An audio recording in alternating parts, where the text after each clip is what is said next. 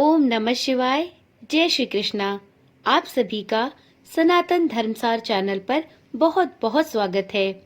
आज की वीडियो में हम जानेंगे कि भगवान को चढ़ाए भोग को कितनी देर तक रखना चाहिए, उसे कब हटाना चाहिए और हटाने के बाद उस प्रसाद को कब ग्रहण करना चाहिए। देखिए, भगवान को पूजा में भोग तो सभी लगाते हैं, लेकिन जो भोग भगवान को लगाया गया है उसे खाना चाहिए या नहीं और कितनी देर बाद उसे मंदिर से हटाना चाहिए, इसका ध्यान रखना बहुत ही आवश्यक होता है। तो चलिए आज की वीडियो में हम जानते हैं पूजा से जुड़े और यूं कहें कि भोग से जुड़े कुछ विशेष नियम। पूजा करने से कई तरह के नियम जुड़े हुए हैं। माना जाता है कि पूजा में चढ़ाए जाने वाले भोग का भी विशेष महत्व होता है। बहुत से लोग पूजा करते तो हैं, लेकिन पूजा में भगवान के समक्ष लगाए भोग को लेकर हमेशा उलझन में रहते हैं कि भोग को खाएं या ना खाएं। भगवान को जो भोग लगाया है उसे कितनी देर बाद मंदिर से हटाएं। इस प्रकार से अनेक उलझने व्यक्ति के मन में रहती है जब वह पूजा के बाद भगवान को भोग समर्पित करते हैं। तो चलिए जानते हैं भगवान को लगाए भोग से जुड़े कुछ विशेष नियम। पहला है, मान्यता अनुसार पूजा करने के बाद भगवान को भोग अवश्य लगाना चाहिए और इस भोग को तकरीबन तब तक रहने देना चाहिए जब तक आपकी पूजा विधि पूरी प्रकार से संपन्न ना हो जाए। दूसरा, मंदिर में भगवान को भोग लगाने के बाद पर्दे लगाकर रखें और इस पर्दे से भोग को ढक दें।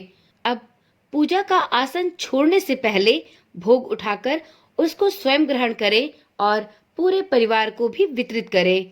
तीसरा, भोग लगाते समय इस बात का विशेष ध्यान रखें कि भोग कभी भी सीधा जमीन पर अथवा भगवान के मंदिर पर नहीं रखना चाहिए। भोग को हमेशा किसी सतह पर या भगवान के समक्ष किसी बर्तन में ही रखकर रखना चाहिए।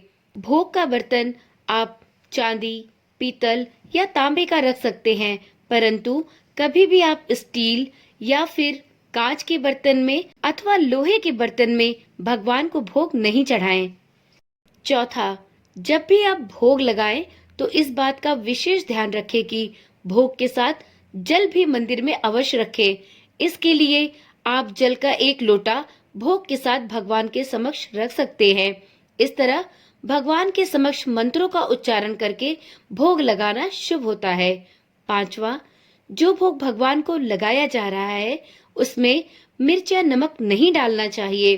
अधिकतर मीठा भोग ही भगवान के समक्ष चढ़ाया जाता है और मीठे प्रसाद को ही शुभ माना जाता है। छठा, यह ध्यान में रखना जरूरी है कि भोग को भगवान के समक्ष लंबे समय तक रखकर ना छोड़ें।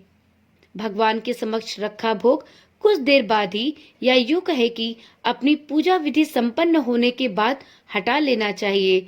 लंबे समय तक भोग को देवी देवता के समक्ष रखना अच्छा नहीं माना जाता।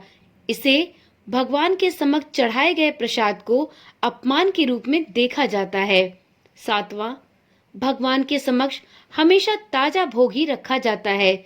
जिन देवी देवता पर खास तौर से बासी भोग लगाया जाता है उनके अतिरिक्त सभी को ताजा भोग ही लगाना शुभ होता है।